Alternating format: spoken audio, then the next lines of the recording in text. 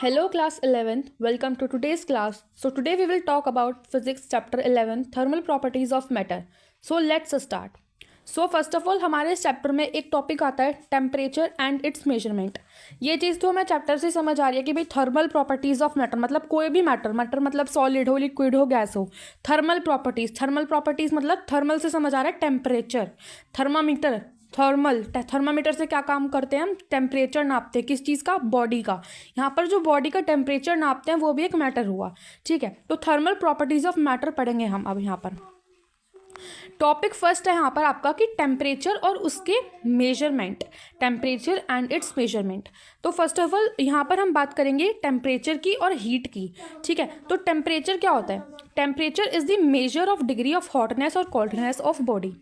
Temperature जो है वो मतलब बॉडी की हॉटनेस मतलब गर्म और ठंडी चीज़ों की नापने की एक डिग्री होती है. तो टेम्परेचर वो होता है जैसे कि थर्मामीटर से हम लोग नापते हैं. The measurement of temperature of body is relative major. अब जो मतलब मेजरमेंट हम बॉडी का मतलब जो हम मेजरमेंट लेते हैं बॉडी के टेम्परेचर की वो एक रिलेटिव मेजर होता है. अगर हम एक मतलब फॉर एग्जांपल अगर हम ध्यान से समझे टेम्परेचर को एक एग्जांपल लेके, तो एक एग्जांपल है कि हम दो बॉडीज़ को कंसाइडर कर लेते हैं. मतलब कंसाइडर करते हैं कि भाई दो बॉडीज़ हैं, एक का नाम है T1 एक का नाम है T2. T1 बड़ा है या T1 का टेम्परेचर ज़्यादा है T2 से. तो जो बॉडी होगी T1 उसको हम बोलेंगे hotter one with respect to another one which is known as colder body. अगर मैं फिर से समझाऊँ, हमने दो बॉडीज़ को लिया. ठीक है, एक का नाम मैंने रख दिया T1 एक का नाम मैंने रख दिया T2. T1 का टेम्परेचर ज़्यादा है. ठीक है, T1 का टेम्परेचर T2 से ज़्यादा है. तो हम क्या समझेंगे कि जो T1 है उसको तो हम हॉटर मतलब वो तो हॉट है, हॉट बॉडी है, हॉटर बॉडी. किसके रेस्पेक्ट में. ठीक है, अनदर वन के रेस्पेक्ट में मतलब T2 के रेस्पेक्ट में वो ज़्यादा गर्म है. तो इसका मतलब कि T1 तो हॉटर वन हो गई और T2 जो है वो कोल्डर वन होगी मतलब वो कोल्ड बॉडी हो गई. अब एक छोटा सा नोट है कि अगर हम बॉडी को हीट करते हैं मतलब अगर हम जब बॉडी हीट होती है तो कुछ चेंजेस आते हैं बॉडी के अंदर. या तो वो एक्सपैंड होगी या तो मतलब वो एक्सपैंड हो जाएगी या फिर उसकी जो फिजिकल स्टेट है वो चेंज हो जाएगी. ठीक है, अब वो इस चीज़ का जो मतलब है इस लाइन का मतलब हम आगे हर एक टॉपिक में समझेंगे. अब बात आती है हीट की. हीट क्या होता है. Heat is the form of energy which flows from hotter body to colder body by virtue of temperature difference. यहाँ से समझ आता है कि हीट एक ऐसी फॉर्म ऑफ एनर्जी है जहाँ पर जो फ्लो करती है हॉटर बॉडी से कोल्डर बॉडी तक किसके प्रोसेस या किसके सहारे, टेम्परेचर डिफरेंस के सहारे. ठीक है, the process of transfer of heat is non mechanical process. यहाँ पर जो ट्रांसफर हो रहा है हीट का उस प्रोसेस को हम क्या बोलते हैं, वो एक नॉन मैकेनिकल प्रोसेस है. दैट इज़ कि वहाँ पर कोई मैकेनिकल वर्क नहीं हो रहा मतलब उसके अंदर उस प्रोसेस के अंदर कोई मैकेनिकल वर्क इन्वॉल्व नहीं हो रहा है हीट ट्रांसफर के प्रोसेस के अंदर. तो जो हीट का जितना भी क्वान्टिटी है अमाउंट है उसको हम मेजर कर सकते हैं जूल में. तो समझ जाओ कि इसकी ऐसा यूनिट है जूल. मतलब हीट की ऐसा यूनिट है जूल. टेम्परेचर की ऐसा यूनिट होती है केल्विन. ठीक है, टेम्परेचर की ऐसा यूनिट होती है केल्विन. टेम्परेचर की ऐसा यूनिट होती है केल्विन और हीट की होती है जूल. अब हमने ये भी समझ लिया कि भाई ये इसके अंदर कोई मैकेनिकल वर्क नहीं होता मतलब नॉन मैकेनिकल प्रोसेस है. हमने ये भी समझ लिया कि जो अमाउंट ऑफ हीट है वो मेजर्ड होती है जूल में मतलब जूल उसकी ऐसा यूनिट है. जो दूसरी वाइडली यूज मतलब जो दूसरी यूनिट्स हैं हीट को मेजर करने के लिए वो कैलोरी है. CGS में कैलोरी है जहाँ पर एक जूल जो है वो इक्वल है किसके 4.2 कैलोरी के. जैसे मैंने बात की कि ऐसा यूनिट है जूल और CGS यूनिट होती है कैलोरी.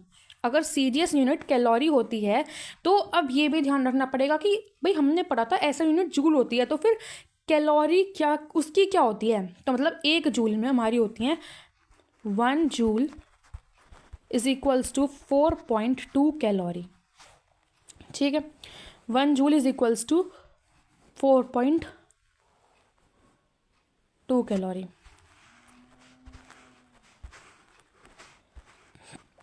जब हमने पढ़ा कि भाई 1 जूल तो 4.2 कैलोरी के होता है फिर हमने सोचा कि हमने जूल के बारे में पढ़ लिया अब हम कैलोरी के बारे में सोचते हैं.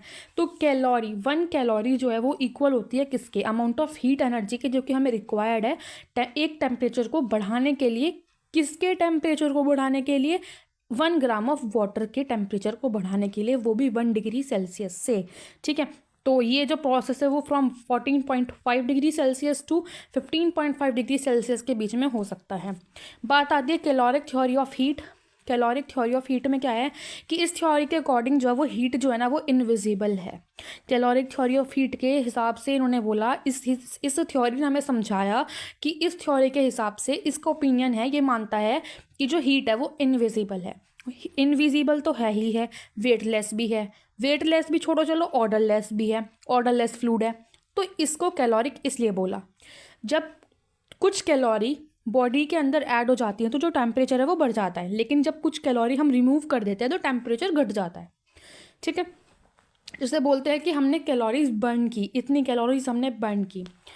अब आते हैं कैलोरी थ्योरी ऑफ हीट, तो हमने पढ़ लिया। अब पढ़ेंगे हम dynamic theory of heat.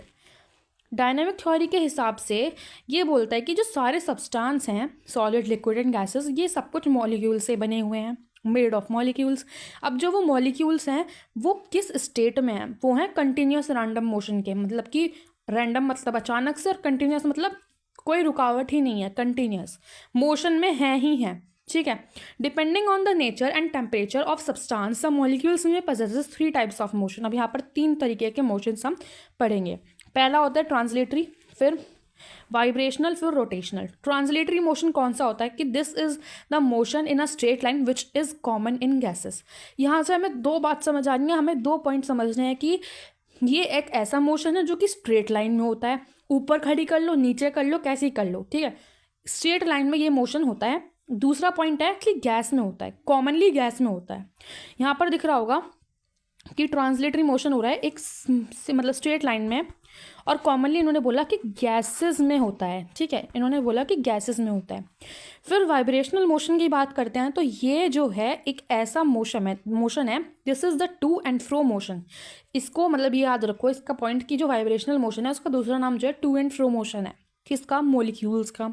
About their mean positions, this is common in liquid and gases. वो तो सिर्फ गैसेस में था, वाइब्रेशनल मोशन जो है लिक्विड गैसेस दोनों में होता है, और इसको हम टू एंड फ्रो मोशन है किसका? मॉलिक्यूल्स का, उनके मीन पोजीशंस से ऊपर।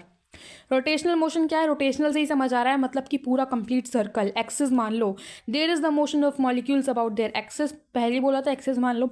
रोटेशनल मोशन क्या होता है कि एक ऐसा मोशन होता है कि मॉलिक्यूल्स मतलब कंप्लीट राउंडली घूम रहे हैं एक्सिस पे। This type of motion occurs usually eight high temperature. तो रोटेशनल मोशन तो जब भी आता है जब टेम्परेचर हाई हो। यहाँ पर एक नोट दे रखा है छोटा सा कि every type of motion provide some kinetic energy. मतलब कोई भी हो, ट्रांसलेटरी हो, वाइब्रेशनल हो या फिर रोटेशनल हो, कुछ ना कुछ तो काइनेटिक एनर्जी वो प्रोवाइड करता है। किसको? बॉडी के मॉलिक्यूल्स को। इनफैक्ट जब हीट पजेस्ड होती है ना बॉडी के अंदर, तो वो टोटल थर्मल एनर्जी होती है बॉडी की, जो कि सम होता है kinetic energies of all individual molecules of the body due to translational, vibrational या rotational motion of the molecules. अब टेम्परेचर का मेजरमेंट किस तरीके से लेते हैं? जैसे टेम्परेचर है वो एक फंडामेंटल फिजिकल क्वांटिटी है, जो कि हमने चैप्टर 1 में पढ़ा था। ठीक है, और उसको मेजरमेंट तो चाहिए ही होता है।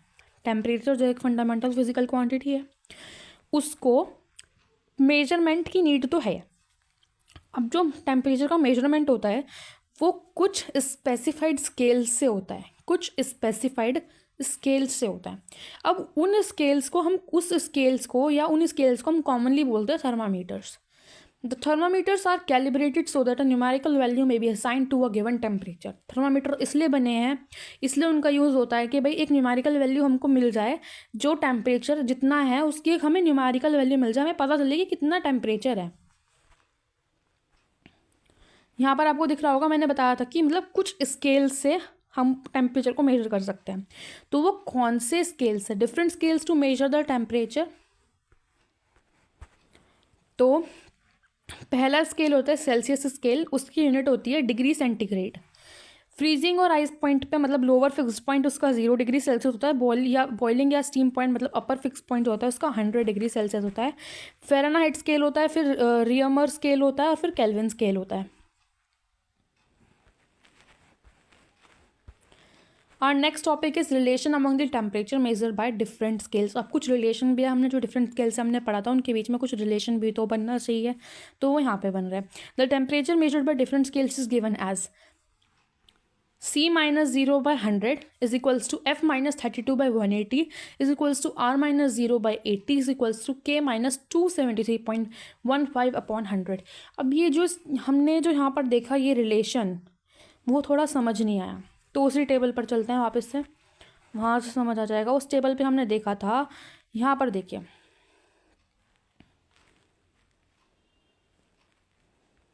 C माइनस ज़ीरो, C मतलब जो वहाँ पर पढ़ा था C minus zero bye 32। It means C मतलब Celsius, C means Celsius, zero मतलब कि लोअर फिक्स्ड पॉइंट, नीचे 100 है, 100 मतलब upper fixed point, equals to F minus 32 by 212, F minus 32 by 212। Then Reaumur scale में है is equals to R minus 0 by 80 is equals to K minus 273.15 by 373.15। Relation बनाओ, अब समझ आया।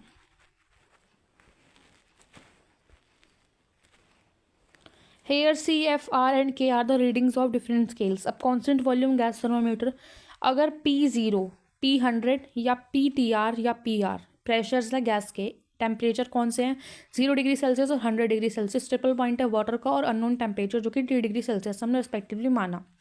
तो अगर हम वॉल्यूम कांस्टेंट को अगर हम रखें तो हमें समझ आएगा कि जो T है वो टेम्परेचर जो है वो इक्वल्स टू रहेगा किसके, P minus P0 by P100 minus P0 into 100 degree Celsius, जो कि निकल के आएगा 273.16 P by PR into K। Platinum resistance thermometer यहाँ पर है R0, R100, RTR और RR, ये रेजिस्टेंस है प्लैटिनम वायर के। टेम्परेचर कौन से 0 एंड 100 वही, वहाँ से ट्रिपल पॉइंट ऑफ वाटर आएगा, अननोन टेम्परेचर 3 डिग्री सेल्सियस का, वहाँ से निकल के आएगा कि R by RTR into 273.16 K। Ideal gas equation and absolute temperature. एक स्पेशल टाइप ऑफ थर्मामीटर आता है जिसको हम बोलते हैं लिक्विड इन ग्लास थर्मामीटर, मतलब वो वेरियस रीडिंग्स हमें दिखाता है फॉर टेम्परेचर जो कि उसके फिक्स्ड पॉइंट से आसपास रहते हैं। मतलब उसके जैसे हमारा नॉर्मल थर्मामीटर होता है वो हमें एकदम रीडिंग दे देता है कि भाई 98 टेम्परेचर है, 100 टेम्परेचर है, 102 बुखार है, इस तरीके से बॉडी का अगर हम देखें तो यहाँ पर जो है कि ये लिक्विड इन ग्लास थर्मामीटर ये हमको मतलब वेरियस रीडिंग्स देता है फॉर टेम्परेचर, मतलब एक फिक्स्ड पॉइंट तो नहीं बताता। Different expansion properties of liquid जो हमें शो करता है। बट जो थर्मामीटर है वो हम thermometer that uses a gas gives a unique reading regardless of which gas is used. लेकिन लिक्विड एंड ग्लास थर्मामीटर में तो अलग अलग रीडिंग्स आती हैं। जो गैस में अगर हम देखें तो एक यूनिक रीडिंग मिल जाती है जहाँ से हमें पता चलता है कि भाई कौन सी गैस कितनी यूज हुई है एट लो डेंसिटीज। अब लो डेंसिटीज़ पर जो गैसेज हैं एग्जिबिट करती हैं सेम बिहेवियर ऑफ एक्सपेंशन को। यहाँ पर 3 कैरेक्टरिस्टिक्स हैं गैस की जो कि उसके बिहेवियर को डिस्क्राइब करती हैं, मतलब यहाँ पर प्रेशर, वॉल्यूम और टेम्परेचर तीनों रहती हैं। Relation among the characteristics of gases given by, जो रिलेशन दिए हैं गैस की कैरेक्टरिस्टिक्स के बीच में वो किसने दिए, गिवन बाय बॉयलेज लॉ। पढ़ते हैं पहले बॉयलेज लॉ। बॉयलेज लॉ क्या होता है कि ये एक इंग्लिश केमिस्ट रॉबर्ट बॉयले ने दिया था 1627 टू 1691 के बीच में। इस लॉ के अकॉर्डिंग जो मतलब जो P है वो इन्वर्सली प्रोपोर्शनल है 1/V के, मतलब PV जो है कांस्टेंट है और जो P इन्वर्सली प्रोपोर्शनल है 1/V के वो कांस्टेंट टेम्परेचर है। मतलब प्रेशर जो है वो इन्वर्सली प्रोपोर्शनल है 1 वॉल्यूम के कांस्टेंट टेम्परेचर पे, तो जो प्रेशर वॉल्यूम है वो कांस्टेंट है।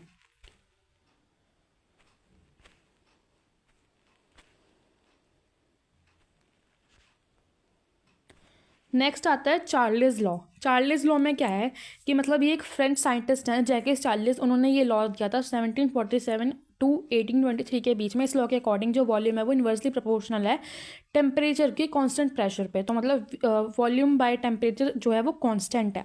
आइडियल गैस इक्वेशन क्या बोलती है कि मतलब दो लॉज को अगर मैं कंबाइन कर दूँ तो वहाँ से हमें क्या मिलता है कि pressure into volume by temperature constant रहेंगे for a given quantity of gas. This relation is known as ideal gas law. अभी हमने पढ़ा चार्ल्स लॉ, फिर उससे पहले हमने पढ़ा बॉयलर्स लॉ। इन दोनों को मिला के हमारा बन के आता है आइडियल गैस लॉ, जिसको हम लिख सकते हैं मोर जनरल फॉर्म्स में, जैसे कि हमने लिखा PV is equals to UnRT where U is the number of moles of gases. जो ये न्यू है ये यहाँ पर हमारा गैसेज के नंबर ऑफ मोल्स हैं, और R जो है हमारा यूनिवर्सल गैस कांस्टेंट है जिसकी वैल्यू हमें पता थी 8.31 joule mole inverse kelvin inverse. This equation is known as ideal gas equation. ये आइडियल गैस इक्वेशन है। आइडियल गैस इक्वेशन से हमें समझ आता है कि जो प्रेशर वॉल्यूम है वो इन्वर्सली प्रोपोर्शनल है टेम्परेचर के। एब्सोल्यूट जीरो टेम्परेचर क्या होता है, थ्योरेटिकली अगर हम बात करें, मतलब थ्योरेटिकली अगर हम बात करें तो वहाँ पे कोई लिमिट नहीं होती मैक्सिमम टेम्परेचर की, बट एक शार्प पॉइंट होता है मिनिमम टेम्परेचर का, कि मतलब नो बॉडी, मतलब किसी भी बॉडी के पास can have the temperature lower than this minimum value of temperature which is known as absolute zero temperature. Absolute zero temperature होता है कि मतलब अगर हम थ्योरेटिकली बात करें तो एक लिमिट नहीं होती, मतलब कोई लिमिट नहीं होती कि मैक्सिमम टेम्परेचर की, लेकिन एक शार्प पॉइंट होता है मिनिमम टेम्परेचर के, कि भाई किसी बॉडी के पास इस मिनिमम वैल्यू से तो टेम्परेचर, इस टेम्परेचर की मिनिमम वैल्यू से तो कम हो ही नहीं सकता टेम्परेचर, तो उसको हम बोलते हैं absolute zero temperature. Absolute zero temperature from pressure temperature graph की अगर हम बात करें, प्रेशर टेम्परेचर ग्राफ से अगर हम एब्सोल्यूट जीरो टेम्परेचर को देखते हैं तो वेरिएशन जो होती है प्रेशर की, the variation of pressure P with temperature T degree Celsius is shown in figure. यहाँ पर दिख रहा है प्रेशर, टेम्परेचर और एक्स्ट्रापोलेशन। तो जो graph of pressure versus temperature है लो डेंसिटी का, वो कांस्टेंट वॉल्यूम पे है। The graph is extrapolated. It meets the temperature axis at minus 273.15 degrees Celsius Kelvin. After British scientist Lord Kelvin called this value of temperature as absolute zero, 0A or 0K. This is because at this temperature, pressure and volume of the gas becomes zero. Temperature, pressure, volume सब zero हो जाते हैं इस point पर आके, तो इसलिए इसका नाम absolute zero रखा गया। जैसे कि हमें पता है कि lowest temperature of -273.15 degree Celsius at which gas is suppose to have zero volume, मतलब इस टेम्परेचर पे सब समझते हैं कि भाई जो है गैस के पास ज़ीरो वॉल्यूम ही रहेगी या ज़ीरो प्रेशर रहेगा, ठीक है। तो उस पॉइंट पे, उस मॉलिक्यूलर मोशन स्टोप्स पे हम उसको बोलते हैं एब्सोल्यूट जीरो ऑफ टेम्परेचर। अगर हम इमेजिन करें कि हम उस टेम्परेचर से नीचे चले जाएं, वैसे तो हमने पढ़ा कि एब्सोल्यूट जीरो का मतलब होता है कि मैक्सिमम की तो कोई लिमिट ही नहीं है, कहीं तक चला जाए, लेकिन मिनिमम की एक शार्पन पॉइंट पर एक लिमिट है। लेकिन अगर हम सोचें यहाँ पर, एक बार हम इमेजिन कर लें एक बार को कि भाई हम उस टेम्परेचर से नीचे चले जाएँ, ठीक है, तो वॉल्यूम ऑफ गैस जो है वो नेगेटिव होनी चाहिए या होगी, विच इज़ इम्पॉसिबल। हमने सोचा था कि भाई हम इस काम को करके देखेंगे, हमें ये देखना है कि ऐसा उससे क्या होगा अगर हम चले गए, मना क्यों करते हैं। तो अगर हम सोचें कि अगर हम उस टेम्परेचर से नीचे चले जाएं, मिनिमम वैल्यू से भी नीचे चले जाएं, लोअर चले जाएं, तो वॉल्यूम जो है गैस की वो नेगेटिव होगी, जो कि इम्पॉसिबल है। तो इसीलिए हमें मानना पड़ा कि जो लोवेस्ट अटेनेबल टेम्परेचर है वो एब्सोल्यूट जीरो है, ठीक है। The plot for pressure versus temperature and extrapolation of lines for low density gases A, B and C indicate the same absolute temperature is given below.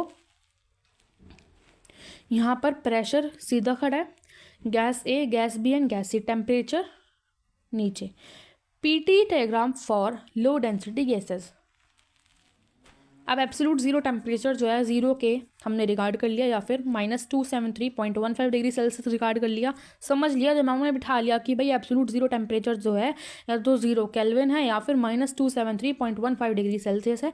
इसका मतलब ये imply करता है कि भाई 273.15 kelvin is equals to 0 degree Celsius, मतलब minus का था तो जीरो बराबर में आ गई, तो मतलब प्लस का हो गया। The temperature measured in kelvin scale, जो टेम्परेचर है उसे हम केल्विन स्केल में मेजर करते हैं, जिसको हम बोलते हैं absolute temperature, is known as absolute temperature. और जिसका स्केल है वो उसको तो अपने आप ही हम बोल देंगे एब्सोल्यूट स्केल, ठीक है। थर्मल एक्सपेंशन क्या होती है? थर्मल एक्सपेंशन ये जनरली ऑब्जर्व होती है सील्ड बॉटल्स में मेटालिक लिड्स के साथ, जो कि टाइटली स्क्रूड हो, that it has to put the lid in hot water to open the lid. Thermal expansion जो है वो कहाँ देखी जा सकती है नॉर्मली, हमारी जनरल लाइफ में कहाँ देखी जा सकती है नॉर्मल लाइफ में, कि मतलब यहाँ पर हम कहाँ देख सकते हैं, इसको हम देख सकते हैं सील्ड बॉटल्स में। मतलब सील्ड बॉटल हो, मेटल की लिड्स हो, मतलब ढक्कन हो, टाइटली स्क्रूड हो, और उसको हम गर्म पानी में डालें to open the lid. It would allow the metallic cover to expand, मतलब वो अलाउ कर देगा कि भाई वो जो ढक्कन है वो खुल जाए, thereby loosening it to unscrew easily. Thermal expansion हमें कब देखने को मिल सकती है? अगर हम घर में ये काम करके देखते हैं, एक जैसे कोल्ड ड्रिंक की बोतल हो कांच की, उसके ऊपर वो मेटल की लिड्स होती हैं, आयरन की लिड्स होती हैं, आयरन के ढक्कन होते हैं, अब वो टाइटली स्क्रूड होते हैं। उसको ओपन करने के लिए सबसे इजी तरीका क्या है, उसे गर्म पानी में अगर आप डालेंगे तो जो मेटल है वो एक्सपैंड होगा, मतलब थोड़ा सा उसका जो कवर है वो एक्सपैंड होगा, मतलब थोड़ा सा फैलेगा। जब वो फैलेगा तो वो ईजी हो जाएगा उसको अनस्क्रू करने के लिए, वो खुल जाएगा। सो जब हीट जो है वो सप्लाइड होगी मटेरियल पे, तो उसकी डायमेंशंस मतलब लेंथ एरिया और वॉल्यूम जो है वो चेंज हो जाएंगे। अब जो वो चेंज आएगा उसके टेम्परेचर में, ठीक है। क्या समझ आया थर्मल एक्सपेंशन में कि जब हमने हीट सप्लाई किया मटेरियल पे, ठीक है, मतलब उस लोहे के ढक्कन पे, उसकी डायमेंशंस चेंज हुई। किस लिए हुई चेंज? क्योंकि टेम्परेचर में चेंज आया, क्योंकि गर्म पानी में डाला। Phenomena of change in dimensions of an object due to heat supplied is known as thermal expansion. अब हमने जो डायमेंशन में चेंज किया उस फिनोमेना, मतलब ऑब्जेक्ट की हमने जो है सिस्टम ही चेंज कर दिया, उसकी लेंथ ब्रेड्थ एरिया वॉल्यूम जो भी हमने चेंज करी, किसकी वजह से? जो कि हमने हीट सप्लाई की थी, तो वो थर्मल एक्सपेंशन हो गया। थर्मल एक्सपेंशन, ये हमारा लास्ट टॉपिक है, थर्मल एक्सपेंशन के टाइप्स। यहाँ पर 3 टाइप्स होते हैं थर्मल एक्सपेंशन के। Linear expansion, area of superficial expansion, मतलब या तो एरिया या फिर सुपरफिशियल एक्सपेंशन बोल लो, या फिर वॉल्यूम और क्यूबिकल एक्सपेंशन बोल लो। तो यहाँ पर जो लीनियर एक्सपेंशन है वो क्या होती है कि जो एक्सपेंशन है, expansion in length of body due to increase in its temperature is called linear expansion. Linear expansion जो है उसमें क्या होता है, वहाँ पर होता है कि बॉडी की लेंथ में एक्सपेंशन होता है, किसकी वजह से? उसके टेम्परेचर में इंक्रीज होने की वजह से, तो उसे हम लीनियर एक्सपेंशन बोलते हैं। फॉर एग्जांपल, हमने एक रॉड है, उसके पास उसकी इनिशियल लेंथ है L1, उसके पास उसकी इनिशियल लेंथ है L1, ठीक है। कौन से टेम्परेचर पे? T1 पे, ठीक है। उसकी फाइनल इंक्रीज लेंथ है L2 और उसका इंक्रीज टेम्परेचर है T2। L2 एंड T2 ये फाइनल है, ये इनिशियल है। देन फ्रैक्शनल चेंज उनकी लेंथ में आया, इज गिवन बाय, जो उनकी लेंथ में जो फ्रैक्शनल चेंज आया उस गिवन बाय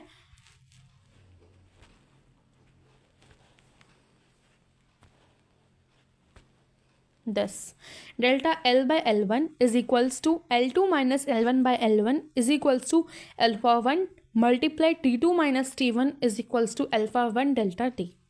यहाँ पर एक्सपेंशन एंड लेंथ हुआ, इट मीन्स जो डेल्टा L है वो अल्फा 1 के अल्फा 1 L1 और डेल्टा T के इक्वल है। जहाँ पर ये जो क्वांटिटी है, मतलब अल्फा 1 जो है ये कोफिशिएंट इसको क्या बोलते हैं? इसको बोलते हैं कोफिशिएंट ऑफ लीनियर एक्सपेंशन। यहाँ पर जो ये चीज़ है इसको हम बोलते हैं कोफिशिएंट ऑफ, ये जो चीज़ है अल्फा 1, इसको हम बोलते हैं coefficient of linear expansion. It is characteristics of the material of the rod, मतलब ये कैरेक्टरिस्टिक है रोड के मटेरियल की। नॉर्मली जो मेटल है उनको वो एक्सपैंड होते हैं more and hence relatively high values of alpha 1। Alpha 1 is equals to delta L by L delta T, increase in length by original length into rise in temperature, मतलब length में जो increase हुआ वो, और original length जो थी वो, उसकी मल्टीप्लाई की मैंने जो टेम्परेचर हमने राइज किया, मतलब बढ़ाया या घटाया जो भी था। अब जो कोफिशिएंट होता है लीनियर एक्सपेंशन का of material of a solid rod, उसको डिफाइन करता है increase in length per unit original length per degree rise in temperature. Its unit degree Celsius inverse और Kelvin inverse.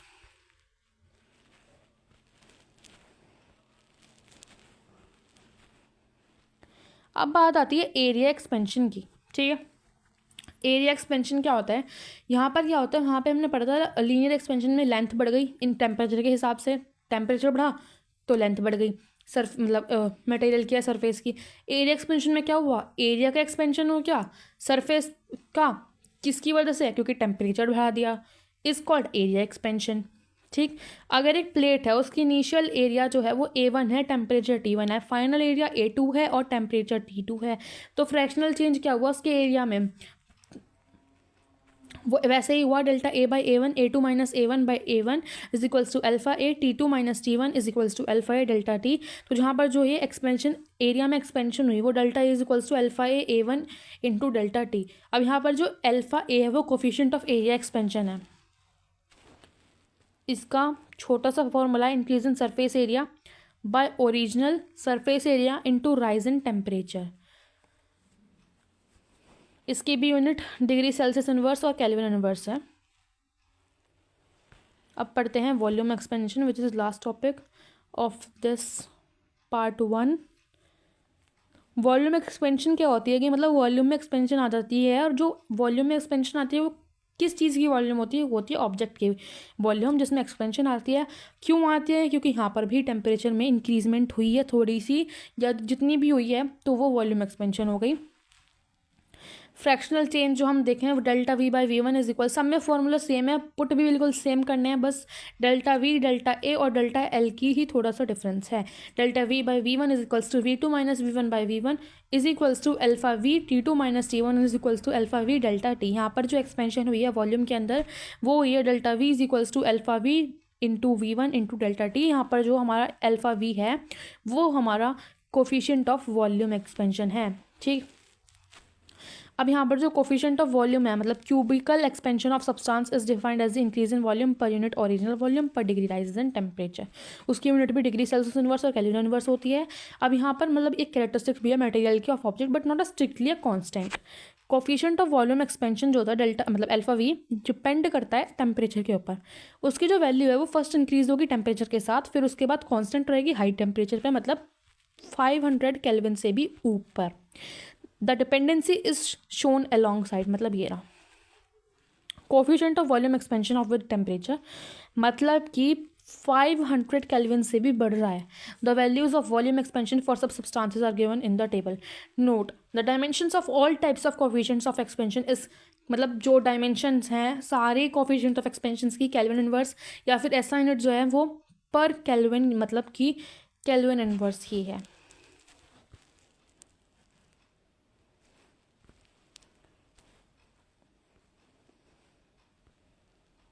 Coefficient of thermal expansion at high temperature, मतलब यहाँ पे जो coefficients हैं alpha one, alpha L, alpha A, alpha V for a given solid are constant, given temperature पे constant रहेंगी solid के लिए। अब जो वैल्यू हैं, ये जो कोफिशिएंट्स हैं वो चेंज होंगे with change in temperature range and become constant, मतलब चेंज होंगे टेम्परेचर रेंज के चेंज के साथ साथ, लेकिन कांस्टेंट हो जाएंगे सिर्फ हाई टेम्परेचर पे।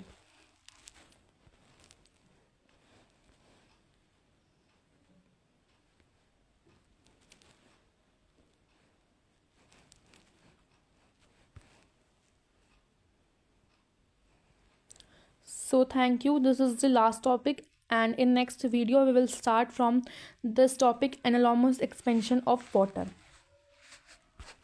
If you like this video, so please don't forget to like, subscribe.